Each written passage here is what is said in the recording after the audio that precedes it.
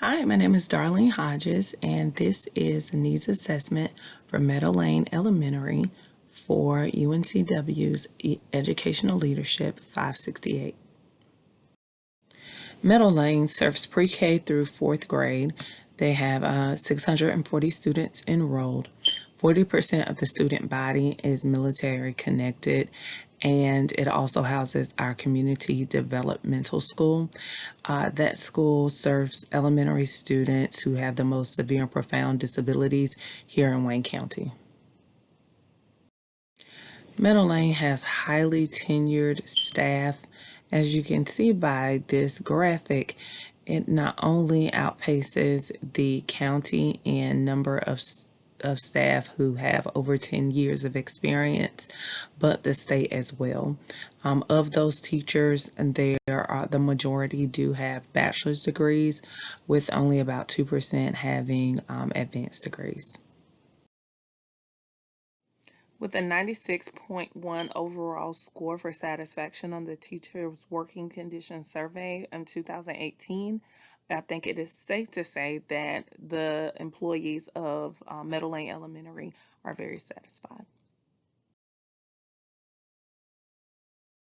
When we look at the teacher working conditions survey responses over time, we see that have been some ebbs and flows, but with the current administration, there is a huge difference in the 2018 score as compared to both the 2016 and 2014 with that 96.1. When you look more closely at the survey itself, you'll find that in every area, time, community support, school leadership, managing student conduct, instructional practices, facilities and resources, as well as professional development.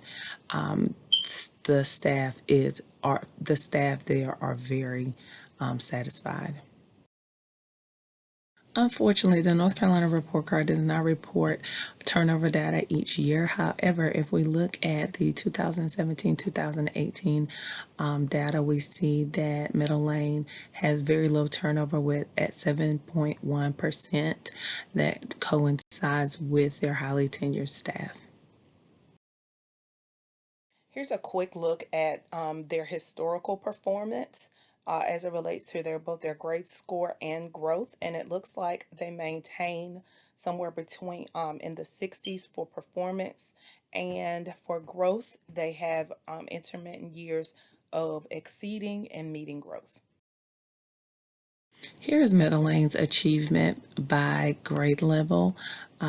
Here you see that they go just below and just above the North Carolina average over the years. Here is 2016, 17, 18, and 19, with the last year recorded being the highest.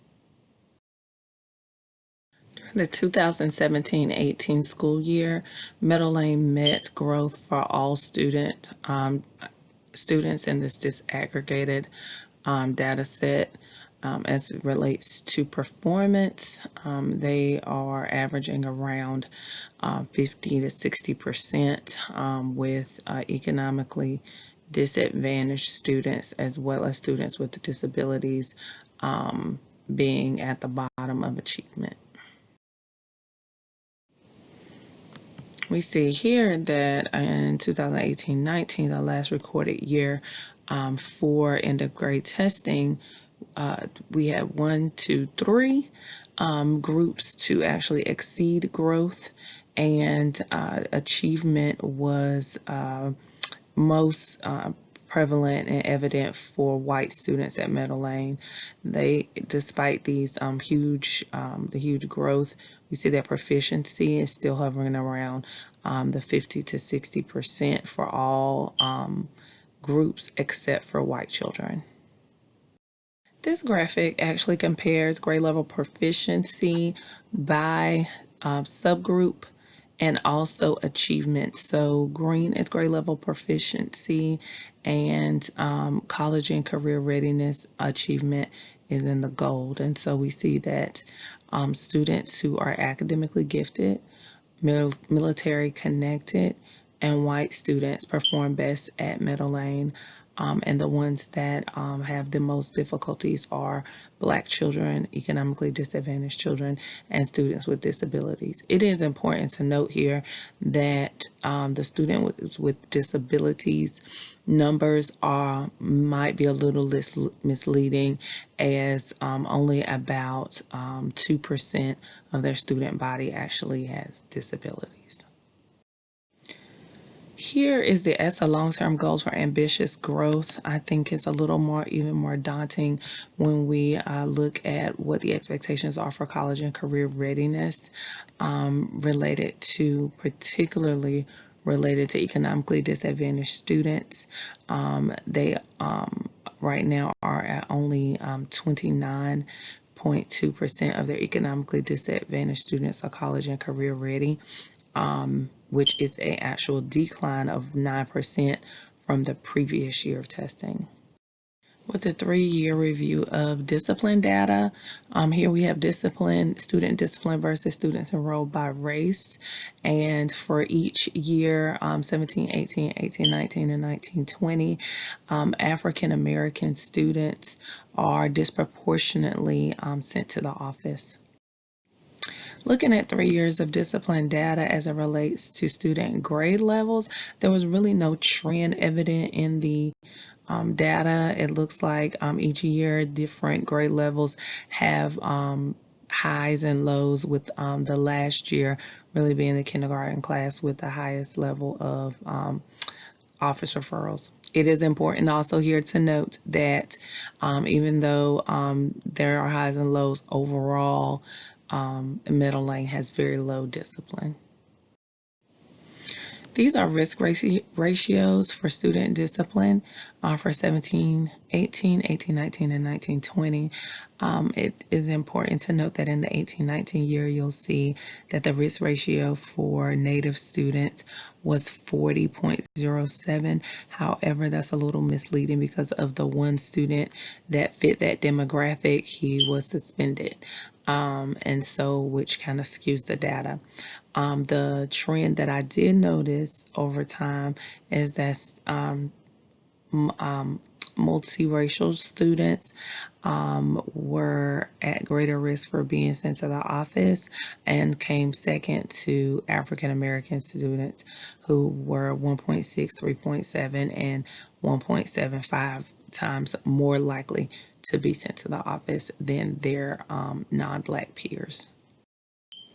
Meadow Lane's attendance data, males versus female absences, there are really no significant differences, as well as absences by race and gender.